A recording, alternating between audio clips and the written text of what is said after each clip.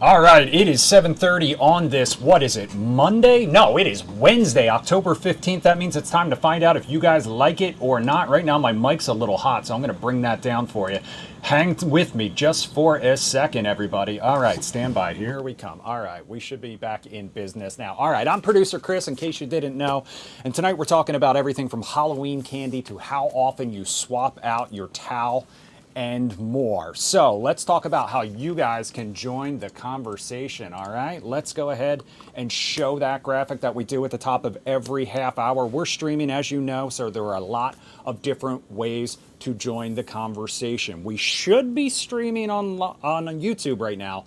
I was having a little issue with my YouTube live stream, so if anyone out there is trying to watch and wants to let me know if it's working, please do. In the meantime, we are also streaming on TikTok Live right now. Fox 5 producer Chris is where you can find that. We also post a story on our broadcast channel on Instagram every night. Tonight we are talking about Halloween candy. You can find that at Fox 5 producer Chris as well, or through Fox 5 DC's Instagram page. Of course, my favorite way for you to join the conversation, though, is the Lion Zoom room. You can see the QR code on the screen to find that, or you can use that little QR code at the bottom of the screen. That will bring you directly in there as well. And then you see the meeting ID, 892-0982-4674. All the different ways you can weigh in, join the conversation. If you're watching on your Fox local app, on your connected TV, all you got to do is grab your phone, make it a two-screen experience. We're going to check in with my in-studio guest here in just a second. He's making his debut tonight. We are talking about the one and only intern John from Hot 99.5. You also know him as a comedian. He also had a little bit of a scare on social media today. We'll talk to him all about that and more in just a minute. I hear him making his way, so I'm just going to hang out here for just a second while he makes his way in.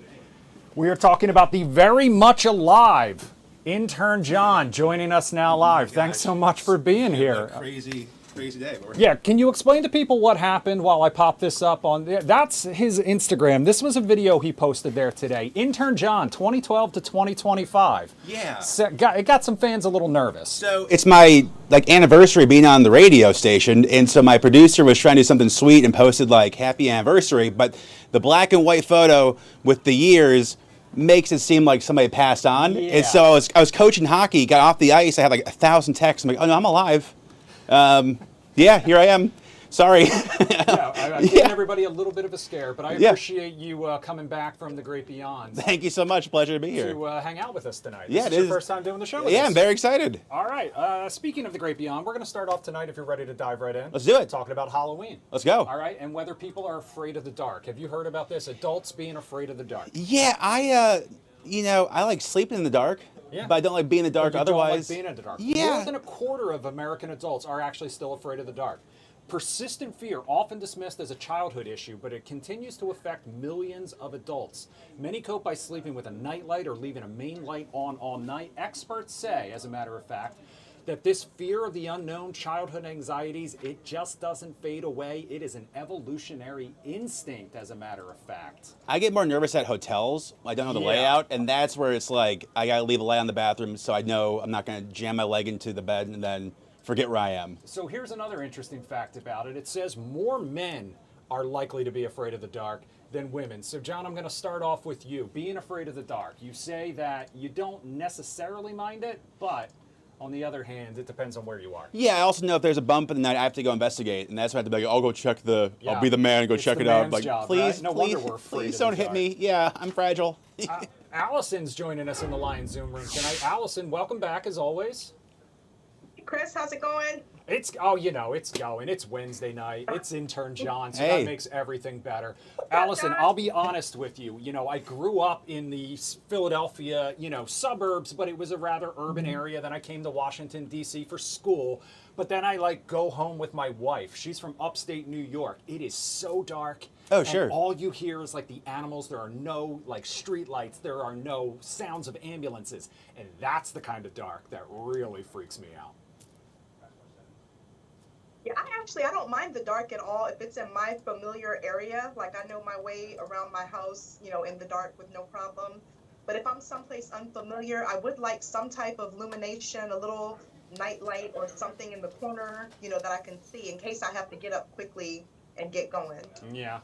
David, they say more men are afraid of the dark than women. Does that ring true to you in any way, shape, or form?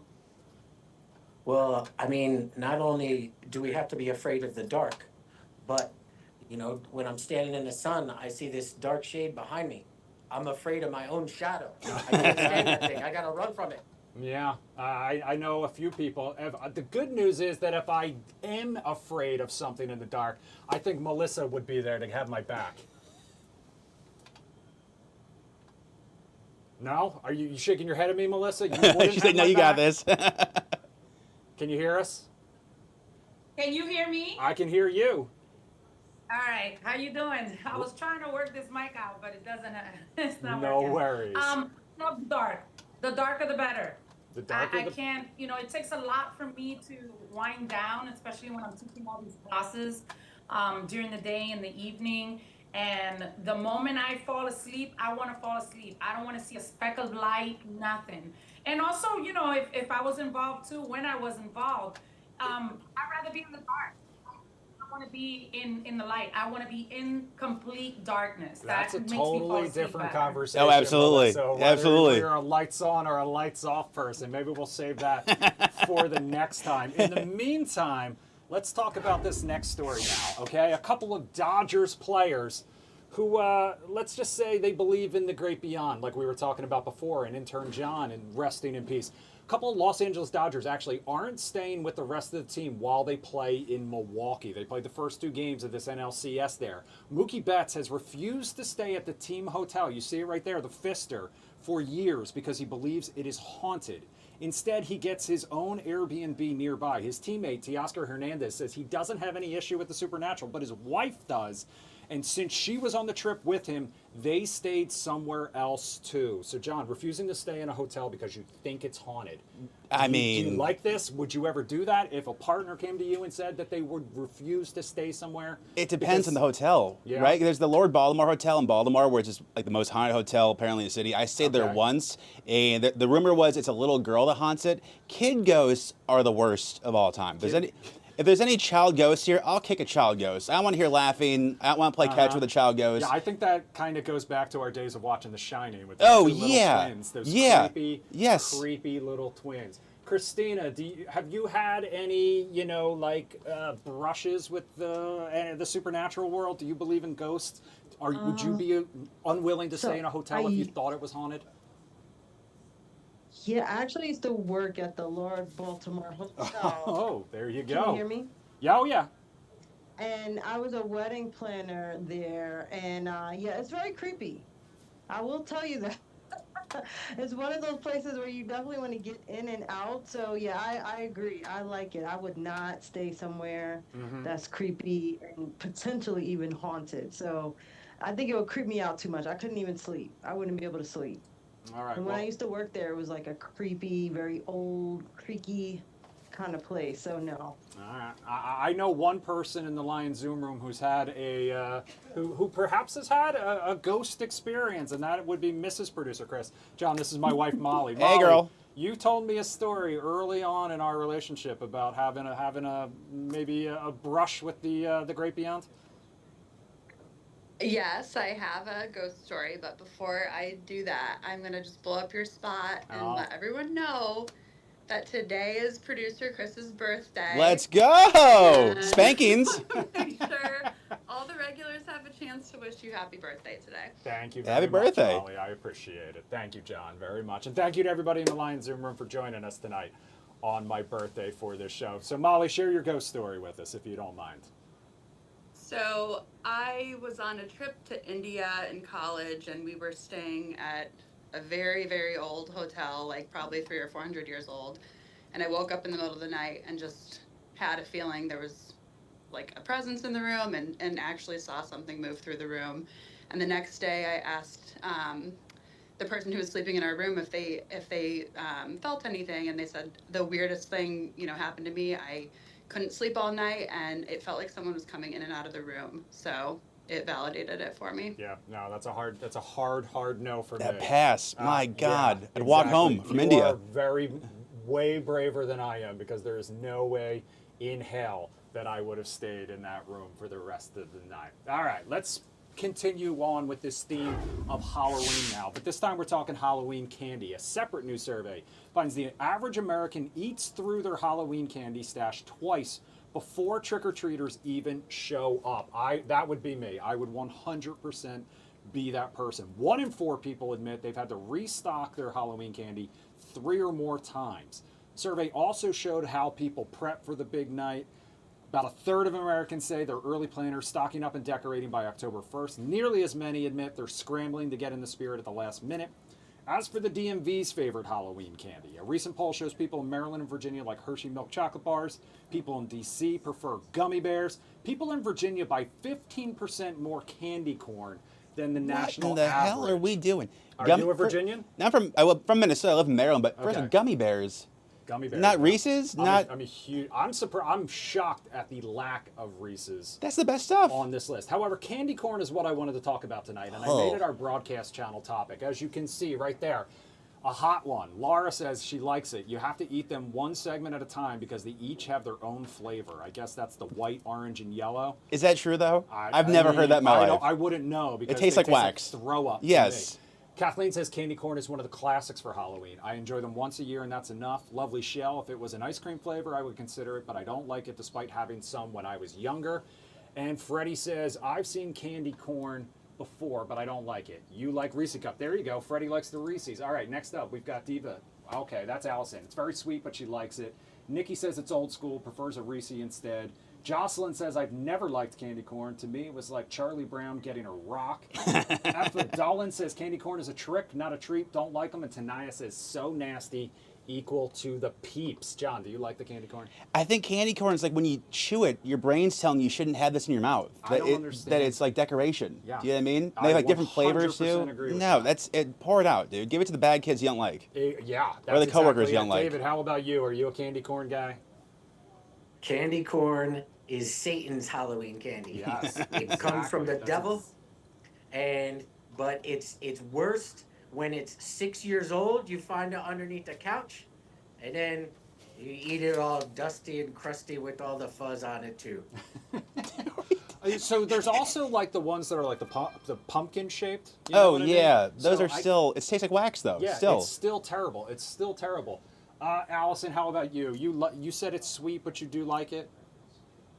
I do, and I'm not as sweet a person as I used to be as far as eating candy, but there's a certain way you have to eat candy corn, so you have to lay it on your tongue and let it marinate for a little while, so that way it gets soft, and then it's like you don't go into a sugar shock when you chew into it. So I think people just don't know how to eat and enjoy candy corn, but it is good. I think the way you just described it makes it worse because Yes. then you just have to savor the flavor Yes. even longer. It's like gonna go oysters. ahead- Yeah, exactly. I'm gonna go ahead and just move us on from that topic now. We're gonna talk about drinking, something that's a little more up my alley, and I imagine it's John's too. But we're specifically talking about tipping because a 20% gratuity, pretty standard when you go out to eat. However, if you are just having drinks at the bar, do you tip the same amount to your bartender? That is the question. A Pew survey shows only 53% of Americans tip on every drink.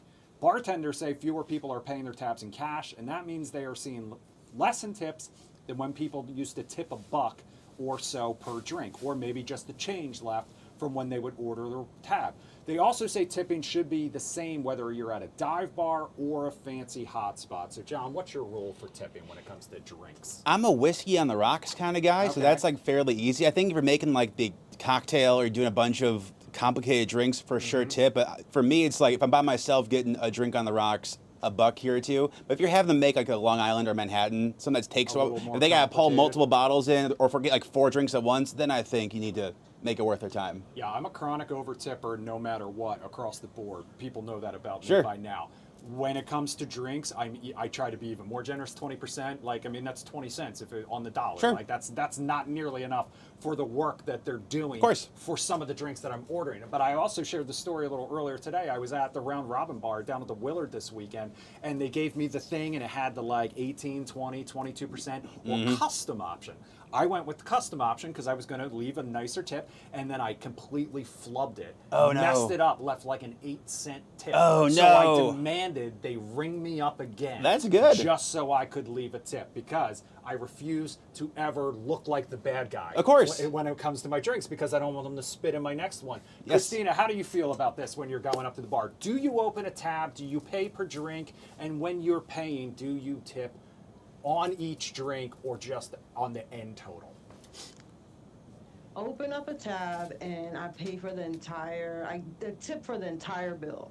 So, and over tip. Yeah, my daughter used to be a bartender and a mixologist, so I know she lived off those tips. So I'm 100% for all of our folks that work in the hospitality industry. Definitely over tip. Tip those folks. They work hard for it, and then they usually have to share those tips with some of the other folks that work at the restaurant, if it's a restaurant or a bar. So it's very important that you tip, and cash is always king. So cash is better, my daughter will always say. So I would highly suggest that. Yeah, I was listening to Jim Loke talking about his stack of ones earlier. Yeah, well, but Had a lot of follow-up questions. he's a working girl, you know? David, can you tell me what's on your shirt first and foremost? You got it, Chris. I put Can you read ketchup it? on my ketchup. My man. That's Big fan of ketchup, Chris. That's the first time I've gotten to use that button in like a week. So, all right, I'll allow you to have that. All right, how do you feel about tipping for drinks? Well, you have to tip. I'm a conventionalist. 15%. I do it on a card, and I tend to round to like the nearest dollar, so I keep track of it better. Yeah, that's the way to do it. I appreciate all of you generous tippers out there. All right, let's talk about towels now. This story took over the Take It Two phone lines, and it was all Tony P's fault. I don't like to talk negative about my co-host at 9 p.m. when he's not here. Such a bad person. He has he's got a social media platform. He can defend himself. But the question was, how often should you change out your bath towel? Tony said, and we can go back to the tape, that he waits 2.5 weeks, and people were outraged. Take a listen to some of the responses. Not even here, but he's sitting in timeout at home. He is. Well, we're all just as riled up as our callers were because they called it en masse. Take a listen. Tony, listen.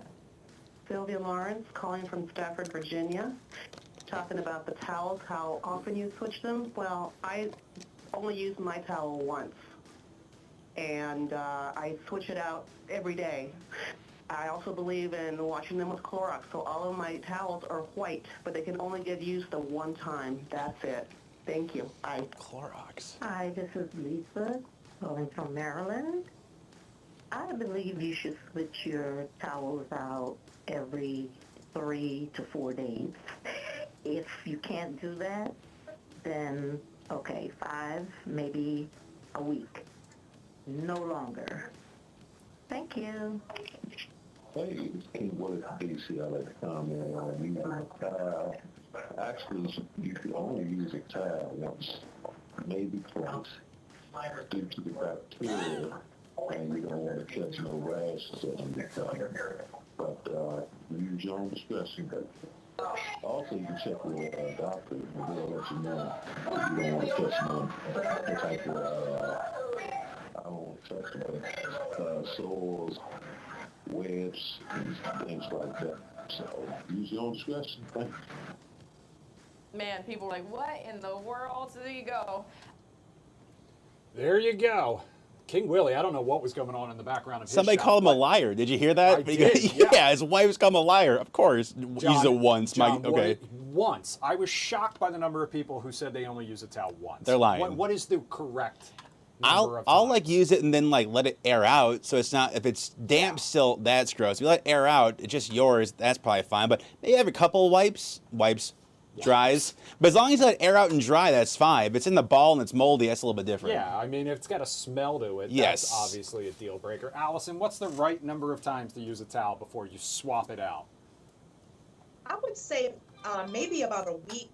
And I actually, believe it or not, don't use towels. I'm a very skin type of person, so I like my skin to stay wet so my pores are open and I can put my moisturizing products to make it go in deeper. Hell So yeah, I girl. don't even use a towel. We But learned my son so uses much. it about once a week. Allison, we should get drinks, we girl. learned so much about our viewers on this show. That's what I love about it. Kathleen, welcome to the line. What was this show called? Do You Like It or Not? Welcome to Do You Like It or Not. Thanks so much for joining us. Can you hear us?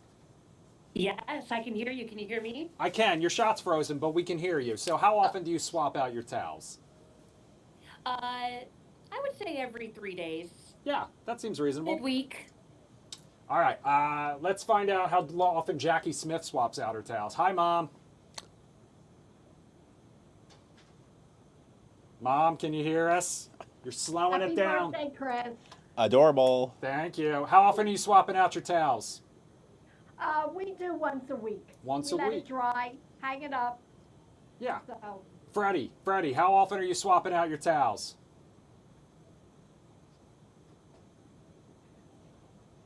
Get there. Can you guys hear me? I can hear you. Yeah, how often I switch my towels? Well, there's nothing wrong with changing them. So I would say, when it's three, I have 3 towels. If it gets one dirty, I change another one. That seems like a reasonable How way. are you, intern John? Appreciate you, man. I love the hat. Looks good. Yeah. All right. Thanks, I man. think that's I watched it like it or not, by the way. Thank you, dude.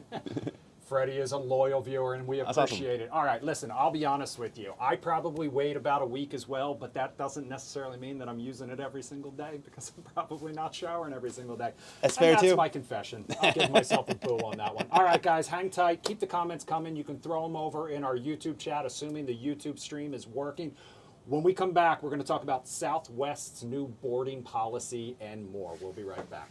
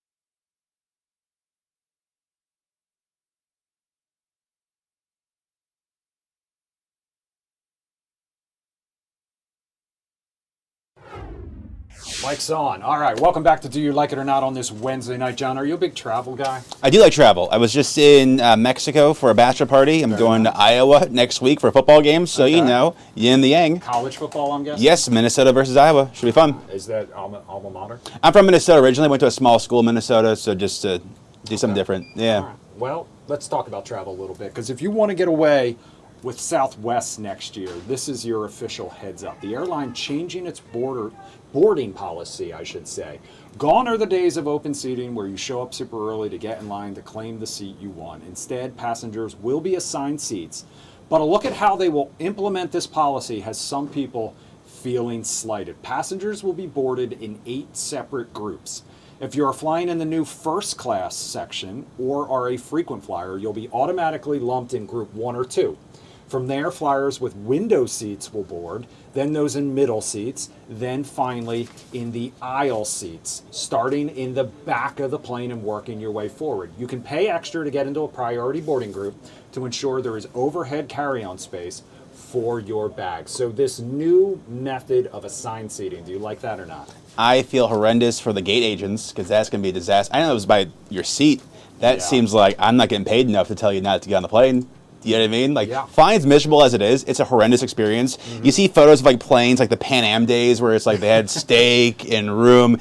You're fighting for your life. Yeah, no question. I'm not a fan. And I mean, I thought the whole point of Southwest was to make it a little more egalitarian, Yes. so that anybody could have any spot on the entire plane. Melissa, do you like this? I know you're not a huge traveler, but do you like this new change in policy? Absolutely not. No. Hail to the no. You know how it's bad enough, like Intern John says. You got to deal with everything going on, people who feel privileged, first class and, all this other stuff. No, they don't pay these agents enough. As a matter of fact, aren't they working now without getting paid? And you're going to tell me that I got to put people in certain preferences because of what they purchase? No, absolutely not. Yeah, I understand where you're coming from. The TSA agents, the federal employees, definitely not getting paid right now. Molly, you are a frequent traveler, and you are usually pretty good at making sure you check in right on time, so you do get that better seating or boarding number type of a thing. So do you like this change for Southwest or not? No, I've been burned so many times by forgetting to check into Southwest like 15 minutes late and then getting, at the end of the boarding zone. So it actually stresses me out having to get in those lines and then like ask people which order you're supposed to be in. So I kind of am for the assigned seating. What I'm not for is they're getting rid of the free bags. And also, there's someone else here that wants to say happy birthday. Oh, yeah. Adorable. Yes. All right, there she goes. She's running away now immediately because she knows she's on camera. Thank you, Molly. Thank you for joining us, and thanks, Pepper, as well. All right, one more story for you guys tonight. Let's talk about Netflix, because there's a new way to get your favorite podcast, and it is through the streaming app. They're teaming up with Spotify to stream select video podcasts starting next year. The companies say a variety of topics will be on Netflix, ranging from sports to politics to true crime shows. Netflix says podcasts will help in its goal to provide more entertainment options to subscribers. So, John, do you like this idea of bringing Spotify to Netflix? I don't think so. I mean, I like watching clips of podcasts, but if it's like an hour-long podcast, I don't know if I've ever watched a full podcast. Like, I'll listen to it. I think the idea is you can do other things. Netflix, let's just get things back to being cheap. I was going to say. I hate when I log in. It's like, do you want the Super HD version? I'm like, I don't even know what that is. And it would probably still have commercials. Christina, yeah. Do you like this idea or not of bringing those Spotify podcasts over to Netflix? And my question... I do. I like it. I think I like it because I'm a radio host who has a podcast. And so... if it gives me more exposure as a podcaster, the Netflix audience is great, a great exposure. So that's why I'm thinking of it more from a creator perspective.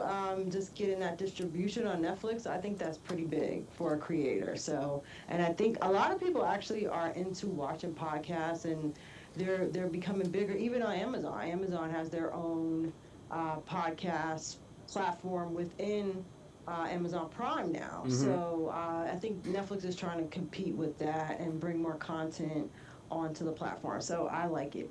So here's my question for you, Kathleen, though, and I don't know if you're a huge podcast listener or watcher, but a lot of the podcasts right now kind of live for free on YouTube. If you already pay for Spotify and you pay for Netflix, do you have to keep both of those subscriptions to be able to watch these? And what happened to just being able to watch for free on YouTube? Yeah, I agree. I feel like the podcasts, I'm just used to being able to access those for free. We do have a Spotify account, and I have been listening to more podcasts, and I've been watching more. The Amy Poehler Oh, has yeah. the video component, and I've been enjoying that. That's a good one. All right. Thank you to everyone who joined us tonight in the Lion Zoom room. Thank you, Molly. Thank you, Mom. Thank you, Kathleen. Thank you, everybody. Pepper. John. Yeah, Pepper, of course. Gotta Yes. give a shout out. John, thank you so much for Pleasure. joining Happy us. I birthday, man. Thanks for appreciate having me. it. This is Thank awesome. you so much, guys. We'll see you back here tomorrow night. In the meantime, Tony P will be live tonight at 9 p.m. for Live Zone Primetime. So check that one out as well. Have a good night.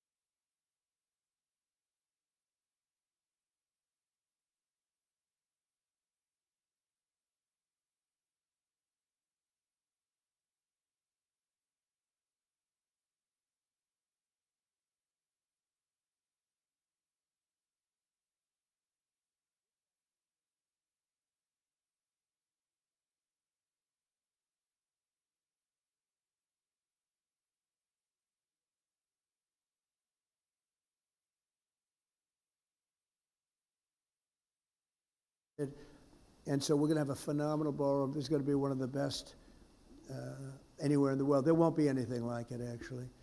And it's 4 sides of glass, or glass, beautiful glass, but totally appropriate in color and in window shape and everything else with the White House, moldings. So it's going to be very much in keeping with the White House. You know, a new thing is you build a super modern building next to an old-fashioned building. And I think that's good, but I don't have the courage to do that with the White House. It's good for a lot of places. It's not good. It's not good for here. So everything's very much in keeping, and we'll be able to have state dinners, the kind we would literally not even have state dinners because it's not set up. But for all those years they wanted it, and now they're going to get it. And because of you, they're going to get it. And me too. We're all in this together. And I mean, I have so many friends, and so many of you have been really, really generous. I mean, a couple of you, I'm sitting here saying, sir, would $25 million be appropriate? I said, I'll take it. You know, it doesn't take too many 25s to get it done. But a lot of you have been really fantastic. Ike, thank you very much. You were great. You were great, Ike Perlman. And they just felt it was something that's really good. It's the preservation of something there's nothing like it. To me, there's nothing like the White House. Even after I won the first night, I went up and I'm standing in the residential hallway with Melania, and I'm looking into the Lincoln bedroom. I said, that was a surreal experience. I'm saying, do you believe this? We're in the White House, and that's the Lincoln bedroom. And it takes a while to get used. I'm still not probably really used to it. It's just a special place. What can I say? So we have to take care of it. And we have little things like at the Lincoln bedroom, the bathroom was done by the Truman family, and a long time ago. And it's done in a green tile, and it's done as in a style that was not exactly Abe Lincoln. It's a style that's not good. So So it's actually Art Deco, and Art Deco doesn't go with, 1850 and civil wars and all of the problem. But what does do is statuary marble. So I ripped it apart and we built a bathroom. It's absolutely gorgeous and totally in keeping with that time, because the Lincoln bedroom is so incredible for those of you that have seen it. We have so many different, downstairs we have the palm room, and they had 1-by-1 tiles that were put there probably 20 years ago by somebody. And they were broken and bad. It's embarrassing. And I took it out and we did a magnificent book-matched statuary marble floor. We fixed the room and we put up the right, the proper lighting and chandeliers. And it looks incredible. People walk up, they can't believe how beautiful it is. And so we like to fix it up. And it's a little bit of my heritage, fix up and clean up and make it nice. And we're doing that with the White House. So the largest room in the White House was the East Room. That's this room right here, by far. And it currently holds, let's say, as we said, 100. And for this reason, during major functions and events, administrations going back many, many decades were forced to severely limit the number of events they had and certainly limit the number of people. And they had some catastrophic events. Some of the biggest events were a tent being built on the lawn and the rain started, and for some reason, every time they put up a tent here, it rains, and that's not good.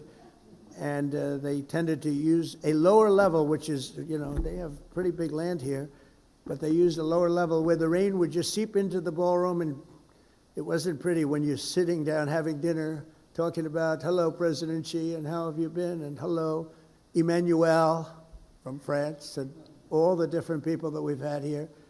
And you've got about 4 inches of water, literally, that's going over your shoes, and you're trying to pretend that it's not happening, but it's happening. So we won't have that stuff anymore, and it'll be great.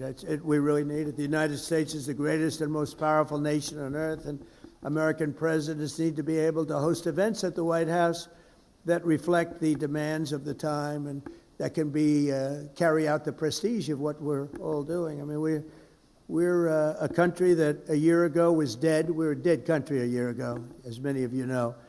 And today we're the hottest country anywhere in the world by far. Everybody admits it. King of Saudi Arabia told me that. You've heard me say it. But Qatar, UAE, the European Union came in, every country. They said, it's unbelievable what's happened with the United States. We're hot. And I'll tell you what, had this other group of lunatics been elected, this country would have, I think, you would have actually failed. So we went from being a country that was dead, a country that was really in trouble, open borders, everything they did wrong, men and women, sports, transgender for everybody, every single thing they did was wrong. Just go the opposite, and you couldn't miss. And we had an election that was a landslide. It was so big. We won the popular vote by a lot. We won all 7 swing states. There are 7 swing states, as you know, and if you win 3 or 4, you do great, but to win 7 is very rare that you see that happen. We won all 7. We won the Electoral College by a lot. We're at 312. Remember, they said, well, I don't know if he can get above 250. No, we didn't. We got 312, and it was great. We beat them by a lot. But we have another where you would call it districts, or you would call it, there's a map split up, beautifully split up in tiny little quadrants, and they call them districts, they call them just areas, and we were 2,750 to 525. That's why when you look at a map of the election, it was all red with 2 blue stripes down on one end and the other. And even them I worry about, because I don't believe it. I don't believe it. I think we did great there. And so we've had an amazing time. It's the most powerful nation on earth now. You see that. You see the weaponry. We have the greatest weapons, the greatest manufacturer of weapons. Some of you are in that world, and some of you, the greatest in the world. We have the greatest in the world. I wish we could make them faster, if you want to know the truth. Everybody, all of our allies want them, and they want them as quick as they can. And the American presidents need to be able to showcase our country. So we'll begin the really historic effort to add we'll call presidential ballroom, that'll expand the space for tens of thousands of people will be able to come during the course of a year if you add it all up and have the kind of space that you need. It's very exciting. To me, it's exciting as a person in real estate because you'll never get a location like this again. Even contracts, I give out the contracts myself. Can you believe it? And we just gave out the excavation contract, and I guess he was in for 3.2 million. I said, can you do it for 1.5? No, I can't do that, sir. I can't. I said, this is once in a lifetime. This is the excavation of the White House grounds for what will be one of the best, most beautiful ballrooms in the world. Sir, I can't.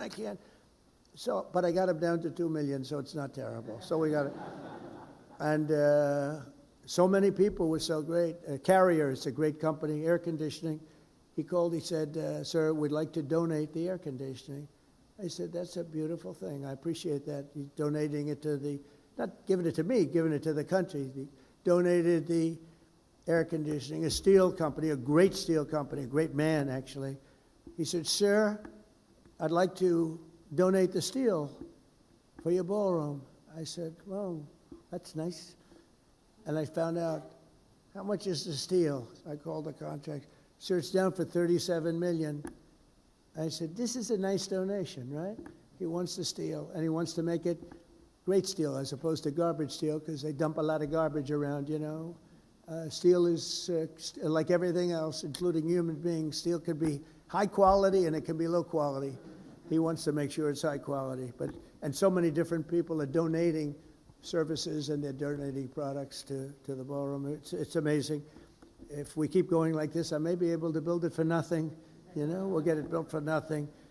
But we're going to be projecting a cost that's going to be, we're going to come in under budget. We started with a much smaller building, and then I realized, we have the land, let's do it right. And so we built a larger building that can really hold just about any function that we want. It'll be done with really exquisite taste, the finest designers, and I consider myself an important designer because they come in with things that they may be good designers, but boy, the things they can recommend are horrible. And we wanted classic, the utmost respect for the historic beauty and grandeur of one of the most iconic buildings anywhere in the world. You go to the White House and you see that picture. When you ride up in the drive, like tonight, probably some of you realize you drive up that drive and you're looking at that building all lit up and gorgeous and perfect, and we take good care of it too. Wasn't taken good care of. The Oval Office is now at a level that it's never seen before. We take really great care of it. They weren't taking good care of it for 4 years, I'll tell you that. This addition will be completed in the classical style that complements everything else around it, including the Treasury Department, which is right next to it. We have been working very closely with the incredible people of the National Park Service. They really are. They love this place. They're very proud of it. The architects, historians, and everyone else and many others to ensure that the project will be beloved and loved for years to come, for centuries to come. It's going to be up for a long time, I hope. To the cherished White House staff and everyone else that worked so hard, I want to thank you very much. And it's from James Monroe, who added the South Portico. I don't know if you know that, South Portico. To Andrew Jackson, who added the North Portico. To Theodore Roosevelt, who added the West Wing. Did you know that? Theodore Roosevelt, a long time ago. And Harry Truman, who added the Truman balcony. He wanted the Truman balcony. That's right up here, so you have the balcony off the residential. Chief executives throughout the history have contributed to making the White House special, and nothing of this magnitude has been done, but the really big recent renovation was the West Wing and the Oval Office, and that's pretty major in terms of what it stands for. It's actually not big, but it's really big in another way.